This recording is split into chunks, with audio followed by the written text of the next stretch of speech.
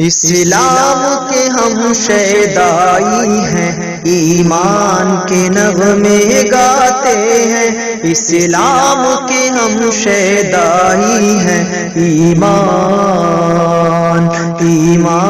के नग़मे गाते हैं। इस्लाम के हम शैदाई हैं, ईमान के नग़मे।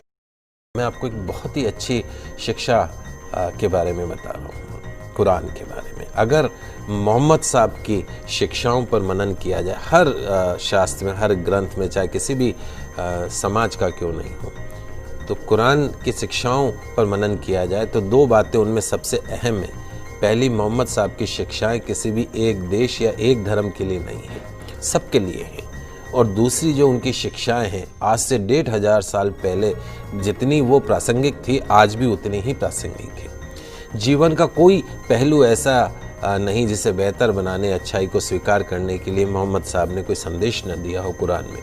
उनकी बातें इंसानों को सच की राह दिखाती है। अर्थशास्त्र भले ही ब्याज को मूलधन का किराया, शुल्क या कुछ और माने, लेकिन एक इस्लाम धर्म ऐसा है जिसमें ब्याज को ममनू माना गया, अनुचित माना गया है ब्याज को।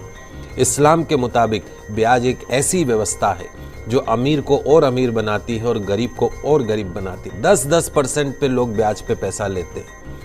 शोषण का एक जरिया है। पवित्र कुरान में स्पष्ट रूप से ब्याज को वर्जित माना गया है। इंसानों के लिए कहा गया है कि ईमान वालों, 2 गुना और 4 गुना करके ब्याज मत खाया करो, मालिक से डरो।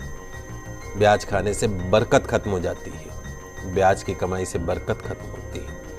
इंसान के द्वारा किए गए पुण्य भी ब्याज की कमाई से खत्म हो जाते हैं। ध्यान रखें, ब्याज धन को कम करता है, लेकिन दान पुण्य से धन कभी भी कम नहीं होता है।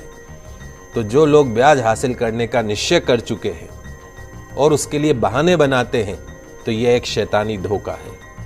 जो लोग ब्याज लेने को सही कारोबार साबित करने की कोशिश करते हैं, घर बैठे रहेंगे, ब्याज पे पैसा खाएंगे और लोगों को भी यकीन दिलाते हैं कि ब्याज लेना उचित है, तो ऐसे लोग भी इसी प्रकार के शैतानी धोखे के शिकार होते हैं।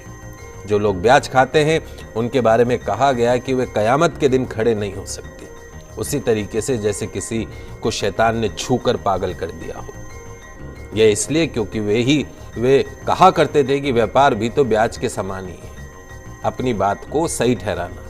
कुरान में व्यापार को वैध माना गया है, लेकिन ब्याज को पूरी तरीके से अवैध। कुरान में संदेश दिया गया है कि जो लोग इस हिदायत के बाद ब्याज लेना बंद कर देंगे, उनका जो मामला है वो हुजूर को सुपुर्द है। लेकिन तमाम जानकारी के बावजूद जो नहीं संभलेंगे, जिन्होंने ब्याज लेना जारी रखा, उसके लिए आगे नारकीय जीवन है और उसकी कोई मुक्ति नहीं है। तो मालिक से डरिए और जो कुछ भी ब्याज में शेष रह गया उसे छोड़ दीजिए। यदि तुम सच्चे दिल से ईमान रखते हो, न तुम खुद पे जुल्म करो, न तुम दूसरों के ऊपर जुल्म करो। अगर तुम्हारे पास बहुत ज़्यादा धन है तो ज़रूरतमंद लोगों को कर्ज दो। उन्हें वापसी के लिए इतना समय दो कि कर्जदार इंसान उसे आसानी से वापस लौटा सके।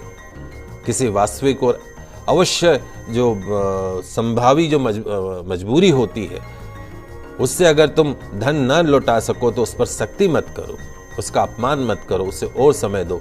रोजी कमाने का गलत तरीका, गलत साधन, गलत रास्ता मत अपनाइए। मालिक से डरते हुए, उसकी नाफरमानी से बचते हुए सही जायज हलाल तरीके अपनाने, हराम रोटी के करीब भी मत जाइएगा। तो कुरान के इस शिक्षा को समझिए और ये ब्याज का जो काम करते हैं उसको बंद कर दीजिए।